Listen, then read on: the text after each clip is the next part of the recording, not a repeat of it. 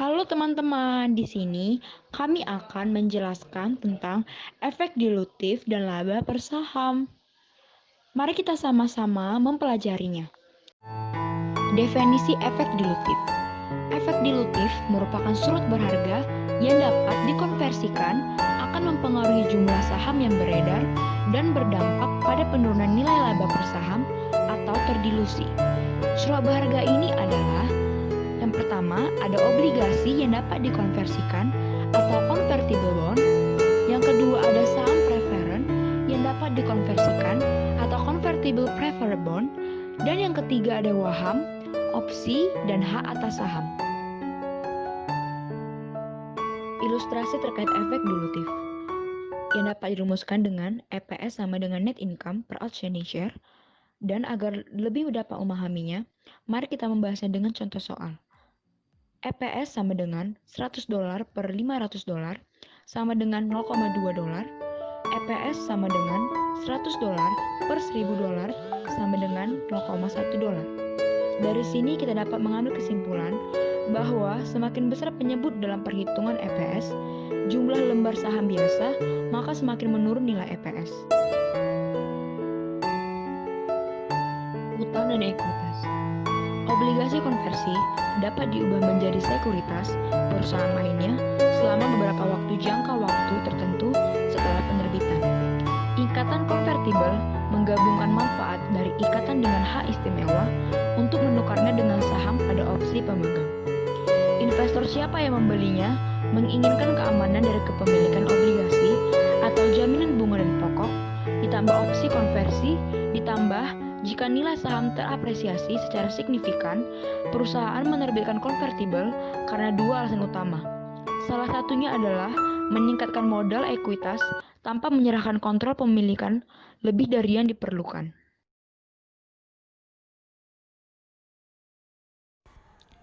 Akuntansi untuk convertible bond. Convertible bond merupakan obligasi yang dapat ditukarkan atau dikonversi dengan suatu sekuritas dalam suatu perusahaan.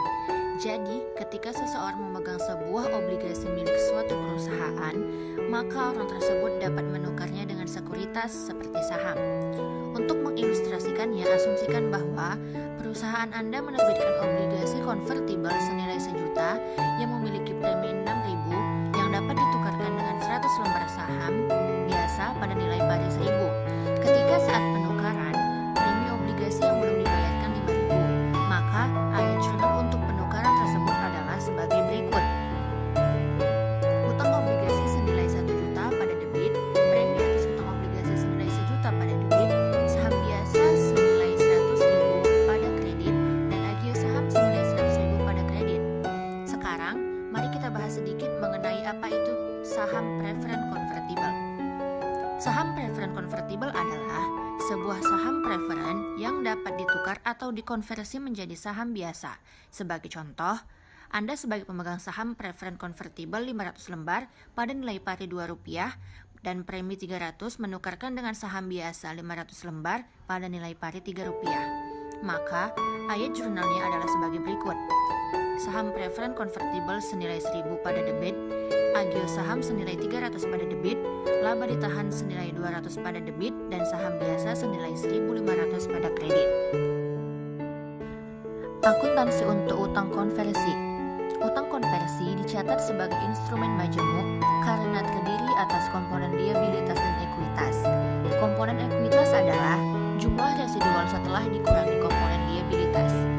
Untuk mengimplementasikan pendekatan win and win out, perusahaan harus melakukan hal-hal sebagai berikut. Yang pertama, menentukan total nilai wajar dari utang konversi dengan komponen liabilitas dan ekuitas. Yang kedua, perusahaan kemudian menentukan komponen liabilitas dengan menghitung nilai sekarang neto dari semua arus kas masa depan kontraktual yang didiskontokan pada suku bunga pasar. Suku bunga pasar ini adalah suku bunga di mana perusahaan akan membayar untuk utang non-konversi yang serupa. Dan pada langkah terakhir, perusahaan mengurangi estimasi komponen liabilitas yang dilakukan pada langkah kedua dari nilai wajar utang konversi atau hasil penerbitan sampai pada komponen ekuitas. Artinya, komponen ekuitas adalah nilai wajar utang konversi tanpa komponen liabilitas.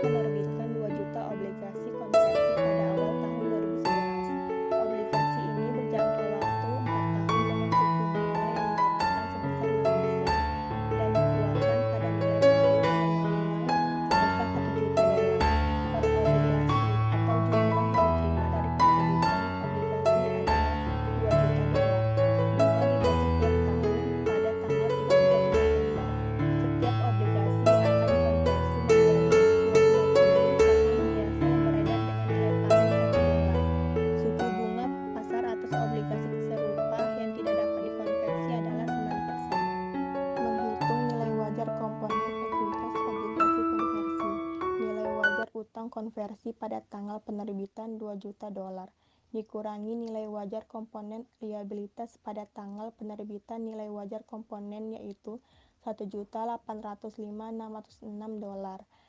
Ekuitas pada tanggal penerbitan yaitu $164.364. Dari contoh tersebut dapat kita jurnalkan yaitu kas 2 juta pada utang obligasi 1.805.606. Premi saham ekuitas konversi yaitu 164.364. Waran saham. Waran adalah sertifikat yang memberi hak kepada pemegang atau holder saham untuk membeli sejumlah saham pada harga dalam waktu tertentu. Biasanya pengguna waran dapat berdampak dilutif dengan menggunakan EPS. Situasi penerbitan waran. 1. Agar sekuritas lebih menarik. 2. Memberikan premi strike kepada pemegang saham. 3. Kompensasi kepada para eksklusif dan Oke, mari kita lihat contoh soal berikut ini. Suatu hari Edelweiss menerbitkan obligasi dengan waran yang dapat dilepas selama 5 tahun untuk membeli satu saham biasa. Seharga nilai pasinya $5. Seharga $25. Pada saat itu, satu saham biasa dari Edelweiss dijual sekitar $50. Waran ini memungkinkan Edelweiss dijual sekitar $50. Waran ini memungkinkan Edelweiss memberikan harga penawaran obligasi tersebut pada nilai pari dengan yield sebesar 8% atau sedikit lebih rendah dari tarif yang berlaku itu. Edelweiss mampu menjual obligasi dengan waran sebesar $10.200.000. Pencatatan dengan metode with and without. Edelweiss menentukan present value arus kas masa depan yang terkait dengan obligasi sebesar $9.707.852. Maka jurnalnya adalah untuk mencatat penjualan obligasi sebesar diskonto, kas di debit sebesar $9.705.882 dengan awalnya di kredit utang obligasi sebesar $9.705.882. Untuk jurnal menjual waran yang dikreditkan ke premi saham waran. Kas di debit $492.148.000 dan lawannya di kredit adalah premi saham waran sebesar $492.148. Untuk jurnal investor melaksanakan seluruh warannya dengan jumlah 10.000 waran, maka kas di debit adalah 250.000 dengan penghasilan 10.000 dikali $25 dan premi saham waran di debit sebesar $492.148 dengan lawan di kredit modal saham biasa sebesar 50.000 dan premi saham biasa sebesar 692.148. Baik, saya akan melanjutkan materi yang akan saya bawakan ialah tentang akuntansi untuk konversi saham. Convertible preference shares termasuk memiliki pilihan bagi para pemegang saham untuk mengkonversi saham preferen menjadi jumlah yang tetap dari saham biasa. Saham preferen konversi dilaporkan sebagai bagian dari ekuitas. Contoh soal PT Arta merencanakan pemberian kompensasi kepada 10 anggota direksi untuk membeli saham masing-masing sebanyak 1.000 lembar. Dengan nilai dari Rp600, opsi diberikan tanggal 1 Januari 2012 dan dapat digunakan selama 6 tahun ke depan. Harga opsi per lembar saham adalah Rp2.000 dan harga pasar saham adalah Rp3.000 per lembar. Nilai wajar beban kompensasi adalah Rp16 juta. Perkiraan masa bakti direksi adalah 2 tahun lagi. Diminta jika direksi menggunakan hak opsi 40% pada tanggal 25 Februari 2012. Yang kedua, jika direksi tidak menggunakan hak opsi sampai kadaluarsa tanggal 1 Januari 2018. Penyelesaiannya ialah pada saat tanggal pemberian opsi pada tanggal 1 Januari 2012 tidak ada pencatatan atau no entry. Pada saat pencatatan beban kompensasi 31 Desember 2013 dicatat beban kompensasi pada agio saham PSI 16 juta per 2 tahun sebesar 8 juta, masing-masing 8 juta rupiah. Pada saat pencatatan saat direksi menggunakan 40% hak opsi 25 Februari 2015 kas 4 juta 2.000 rupiah Pada agio saham opsi 40% kali 16 juta. Pada saham biasa 4.000 kali 600 rupiah. Pada agio saham biasa sebesar 2.400.000 dan 12 juta. Pada catatan ketika direksi tidak mengikuti hak opsi sampai kadaluarsa 1 Januari 2018. Agio saham opsi 60% kali 16 juta sebesar 9.600.000.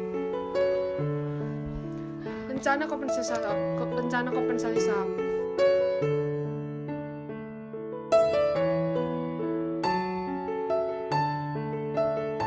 EPS terdelusi sampai efek konversi. Pada konversi, perusahaan menukar sekuritas yang dapat dikonversi dengan saham biasa. Perusahaan mengukur efek dilutif dari konversi potensial pada EPS menggunakan jika dikonversi metode untuk aplikasi konversi ini mengasumsikan satu, konversi tersebut efek pada awal periode atau pada saat penerbitan sekuritas jika dikeluarkan selama periode tersebut. Yang kedua, penghapusan bunga terkait setelah dikurangi pajak, jadi itu tambahan saham yang diasumsikan diterbitkan meningkatkan penyebut dikurang rata-rata tertimbang.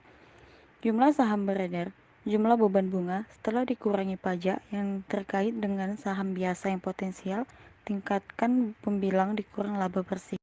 Contoh komprehensif metode jika dikonversi. Sebagai contoh, Mayfeld Corporation memiliki laba bersih 210.000 untuk tahun itu, dan A rata-rata tertimbang jumlah saham biasa yang beredar selama periode 100.000 saham. Karena itu, laba per saham dasar adalah 2,10 atau 210.000 dibagi 100.000. Perusahaan memiliki dua obligasi konversi yang beredar. Salah satunya adalah masalah 6% dijual seharga 100 atau total 1 juta. Pada tahun sebelumnya yang dapat dikonversi menjadi 20.000 saham biasa. Yang lainnya adalah masalah 10% dijual dengan harga 100 atau total 1 juta. Pada 1 April tahun berjalan dan dikonversi menjadi 32.000 saham biasa. Tarif pajak adalah 40% seperti yang ditunjukkan ilustrasi 16. Laba bersih tahun ini 210.000 tambahkan penyesuaian bunga atau setelah dikurang pajak 6% obligasi dalam kurung 60.000 dikali 1 dikurang 0,40 sama dengan 36.000. 10% obligasi dalam kurung 100.000 dikali 9 dibagi 12 dikali 1 dikurang 0,40 sama dengan 45.000. Laba bersih yang disesuaikan yaitu 291.000. Sekian penjelasan dari kami.